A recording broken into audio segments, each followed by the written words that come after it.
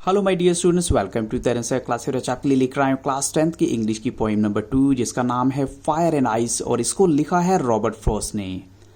और बच्चों, इस वीडियो में मैं आपके साथ डिस्कस करूंगा कुछ और इम्पोर्टेंट मल्टीपल चॉइस क्वेश्चंस जो आपको हेल्प करेंगे आपको समझने में कि ये पोइम का थीम क्या है। और जैसा कि आपको पता है बच्चों कि इस पोइम का थीम जो है वो एक बड़ा फिलोसफिकल सा थीम है और एक 10th क्लास के स्टैंडर्ड के चाइल्ड के लिए इसको समझना थोड़ा सा डिफ़िकल्ट होता है समटाइम्स कि दुनिया का अगर एंड होगा फायर से होगा या फिर आइस से होगा। लेकिन रॉबर्ट फ्रॉस्ट जो है वो कहते हैं कि अगर मैं कहूँ कि दुनिया का एंड जो है फायर से होगा तो सेकंड ऑप्शन भी हमें छोड़ना नहीं चाहिए, वो है कि वो दुनिया जो है अगर फायर से बच भी जाती है सेकंड टाइम अगर उसको बिल्कुल पेरिश होना है तो वो आइस से हो सकता है ऐसा। और पोइट ने उन सभी ओपिनियंस को भी कंसीडर किया है जो उसने उस टाइम जो है फील किए या जो फिलोसफर्स ने बोले होंगे। तो इसी पर बेस्ड है हमारी ये पोइम फायर एंड आइस। और अब चलते हैं कुछ कीवर्ड्स को पहले डिस्कस कर लेते हैं। फर्स्ट कीवर्ड इस पोइम में यूज हुआ है from what I have tested. यहाँ इसका मतलब है फ्रॉम द एक्सपीरियंस, यानी पोइट बात कर रहा है यानी जो मैंने एक्सपीरियंस किया है अपनी लाइफ में, तो उन्हीं के बेसिस पे वो अपनी फिलॉसफी भी देना चाहता है।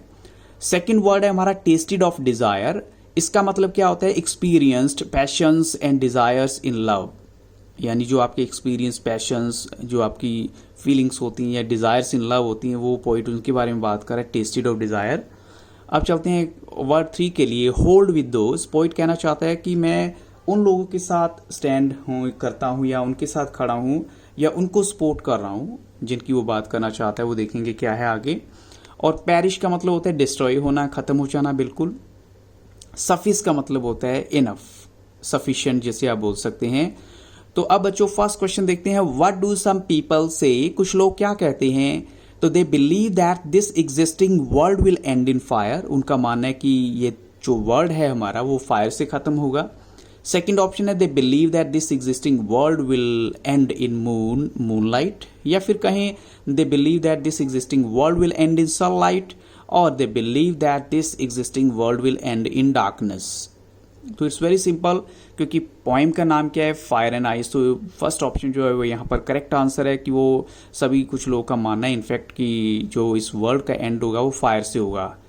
क्वेश्चन 2 में देखिए, व्हाट डू द अदर से। चलो ठीक है, एक ओपिनियन है फायर से एंड होगा, तो दूसरा ओपिनियन क्या कहते हैं? They believe that the world will end in water, और they believe that the world will end in flames, they believe that the world will be frozen to ice, और last option है they believe that the world will end in sea। तो बच्चों यहां पर correct answer है option सी, जिसमें ये बोला गया कि the world will be frozen to ice, यानी ऐसी हालत हो जाएगी कि सब कुछ जम जाएगा, बिल्कुल सब दुनिया खत्म हो जाएगी। अब चलते हैं क्वेश्चन 3 के लिए, whom does the poet support। अब पोइट जो है किसकी सपोर्ट करता है? फायर की या फिर आइस की में भी देखते हैं, या कोई और भी ऐसा ऑप्शन है।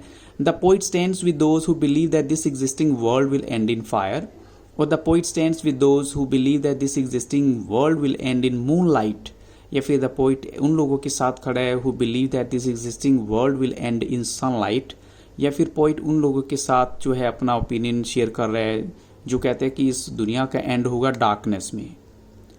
तो बच्चों यहाँ करेक्ट आंसर फिर से क्या है? ऑप्शन ए, जिसमें ये बोला गया कि इस दुनिया का एंड जो है वो फायर से होगा। पोइट उन लोगों के साथ जो है अपना ओपिनियन शेयर कर रहा है कि यस ये बिल्कुल सही बात है। अब चलते हैं बच्चों नेक्स्ट क्वेश्चन के लिए, what has the poet tested. Poet ने किस चीज को टेस्ट किया है? The poet has tested the fruit of choose, और द फ्रूट चूज इनफैक्ट हम कहें the poet has tested the sadness, या उसने सैडनेस को टेस्ट किया है। या थर्ड ऑप्शन है the poet has tested the patience and pangs of love and desire, और या फिर लास्ट है नन ऑफ दीज। तो बच्चों यहाँ पर करेक्ट आंसर है पोइट ने क्या चीज़ टेस्ट की है? The patience and pangs of love and desire, यानी जो स्ट्रॉन्ग फीलिंग्स है या फीलिंग्स ऑफ लव हैं, डिज़ायर है, उनको पोइट ने टेस्ट किया है।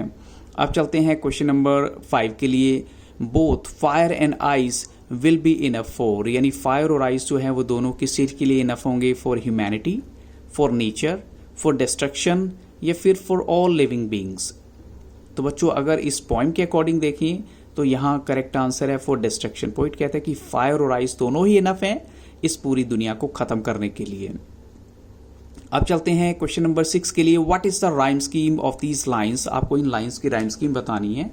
ये 4 लाइंस आपके सामने है। फर्स्ट लाइन है आपकी जो सम से द वर्ल्ड विल एंड का मतलब होता है पेरिश होना, इन फायर, सम से इन आइस, और from what I have tested of desire I hold those who favour fire. तो बच्चों 4 वर्ड हैं, फायर, आइस, डिजायर, फायर। तो देखिए मैंने 3 वर्ड को सेम कलर दिया है, उसका रीजन क्या है कि इन तीनों का साउंड सेम आ रहा है और आइस का डिफरेंट है। तो अगर मैं फायर को यहां पर ए बोलता हूं तो आइस बी हो जाएगी, साउंड उसका जो है बी साउंड हो जाएगा। डिजायर फिर से फायर से मैच हो रहा है, ए होगा, और फेवर फायर यानी फायर फिर से जो है ए के साथ, यानी ए बी ए होना चाहिए अकॉर्डिंग टू, बट ऑप्शन से क्या है, A B A B, A B B A B B B, या ए बी ए। तो बच्चों यहाँ करेक्ट आंसर क्या होना चाहिए? अगर आपको थोड़ा सा भी समझ आ चुका है तो करेक्ट आंसर है ए बी ए जो है, जैसे कि मैंने यहाँ बाद में हाईलाइट किया हुआ है, ए बी ए सबके एंड में मैंने मेंशन कर दिया, क्योंकि जो राइम स्कीम जज होती है वो होती है on the basis of the last word, और उसका जो साउंड है, साउंड को आपको मैच करना है, तो उसी के बेसिस पे राइम स्कीम होती है, और करेक्ट आंसर है ऑप्शन डी। अब चलते हैं क्वेश्चन 7 के लिए। Both the elements mentioned in the poem have one similarity, यानी अगर फायर और आइस दोनों की बात करें उनकी एक ही सिमिलैरिटी है, और वो सिमिलैरिटी क्या है? They both are very important, और they both are friends to humans, और they both can and the world, और all of these.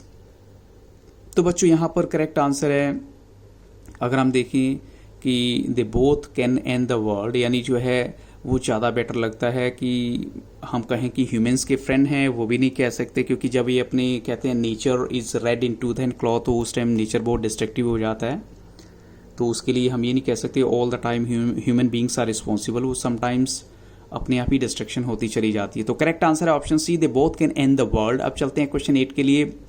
Which word is opposite to adequate? आपको एडिक्वेट का ऑपोजिट वर्ड बताना है। ऑप्शन आपके सामने है। अगर एडिक्वेट की बात करें तो हम देख सकते हैं नेक्स्ट जो है फायर के बाद डिज़ायर, डिज़ायर के बाद पैरिश, पैरिश के बाद हमारा आता है इसमें लास्ट वर्ड वो है इनएडिक्वेट, यानी एडिक्वेट का मतलब होता है पर्याप्त, और उसका अपोजिट बच्चों यहाँ क्या होना चाहिए? तो इट्स वेरी क्लियर, तो लास्ट ऑप्शन जो है वो सिमिलर है, इनएडिक्वेट जो है इसका राइट वर्ड होना चाहिए। क्वेश्चन 9 में देखिए, what does the poet equate hate with, यानी पोइट जो है हेट को किसके साथ इक्वेट करता है? तो hate is equal to according to the poet fire, या फिर आइस, या फिर डिस्ट्रक्शन, या फिर सफिस। तो अकॉर्डिंग टू द पोइट यहाँ करेक्ट आंसर है वो हेट को कनेक्ट करता है आइस के साथ, कहता है hate is equal to ice. अब चलते हैं क्वेश्चन 10 में। Fire is a symbol of what, यानी इस पोइम के अंदर फायर किस चीज का सिंबल है? तो ऑप्शन आपके सामने है लस्ट का, या फिर डिजायर का, या फिर ब्यूटी ऑफ नेचर, या फिर बोथ एंड बी दोनों ही होने चाहिए। तो बच्चों यहाँ पर फायर जो है वो सिंबल है लस्ट और डिजायर दोनों का ही, क्योंकि लस्ट क्या होती है, ये भी एक स्ट्रॉन्ग फीलिंग होती है किसी चीज के लिए, और डिजायर भी आपकी विश होती है। तो करेक्ट आंसर है बोथ ए एंड बी। अब चलते हैं क्वेश्चन 11 के लिए। Ice is a symbol of what, यानी आइस इस पोइम के अंदर किस चीज का सिंबल है? तो ऑप्शन आपके सामने है कोल्ड, या फिर वाटर, या फिर हार्टलेस हेट्रेड, या फिर ऑल ऑफ दीज। तो बच्चों यहाँ आइस किस चीज का सिंबल है? वो है हार्टलेस हेट्रेड जो है, यानी नफरत का सिंबल है बिल्कुल। क्वेश्चन 12 में देखिए, what is meant by parish twice. Poet कहता है कि देखिए अगर इस दुनिया का एंड 2 बार होना है, यानी पैरिश ट्वाइस, तो यहाँ पर क्या मतलब है? The world is fated to end the second time, और सेकेंड ऑप्शन है the world will live for second time, और the world will laugh for second time, और the world will sing for second time. तो बच्चों यहाँ correct answer फिर से क्या होना चाहिए? According to the statement option A is the right answer. The world is fated to end a second time, यानी सेकेंड टाइम जो है वर्ल्ड का एंड होगा, तो उसके लिए ये वर्ड यूज किया गया है। क्वेश्चन 13 में देखिए, what would be suffice for the destruction of the world, यानी क्या चीज जो है सफिशिएंट है for the destruction of the world? तो यहाँ ऑप्शन आपके सामने है मैंस अपाथी टुवर्ड्स नेचर, या मैंस अपाथी टुवर्ड्स लिटरेचर, या फिर मैंस अपाथी टुवर्ड्स एनिमल्स, या फिर man's apathy towards his fellow beings. तो बच्चों हमें तो पोइट के अकॉर्डिंग चलना है या पोइम के अकॉर्डिंग चलना है, तो यहाँ करेक्ट आंसर है man's apathy towards his fellow beings, क्योंकि ये वन ऑफ द रीजन है, और वन ऑफ द रीजंस आप बोल सकते हैं for the destruction of this world. तो बच्चों इन्हीं क्वेश्चंस के साथ इस वीडियो को यहाँ स्टॉप करूंगा। I hope so these questions will be very helpful to you, so thank you really very much for watching Taran Sir classes, and if you really like the video, don't forget to like, share and subscribe this YouTube channel. Have a very nice day.